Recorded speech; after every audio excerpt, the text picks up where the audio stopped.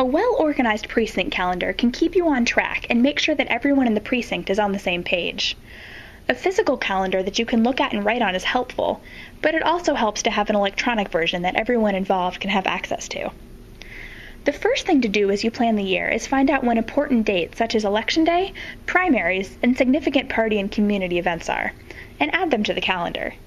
All other plans will center on these events. Your election year plan divides into 4 segments. For January through March, have your initial meetings and get the ball rolling. You should set dates for a precinct caucus, followed by a leadership planning meeting. You should also plan a meet and greet event in your area and have your first official public meeting during these months.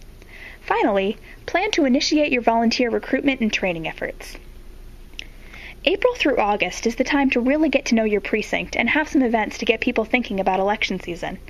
Have plans to go door to door and use phone banking to canvass the precinct and identify and register all party supporters and get new committee members. Also, come up with creative ways to get to know the neighbors, like establishing a welcoming committee or hosting barbecues. September through November is when voters really start thinking about the election and will be most receptive to political information. Plan to canvass the precinct a second time, focusing on talking to undecided voters and getting absentee ballots to identified supporters. Host more community events that are not necessarily political in theme, but that give attendees an opportunity to meet and get information about party candidates. Election week is the final phase. During this time, plan to have a Get Out the Vote headquarters set up in someone's home or office with multiple phone lines available.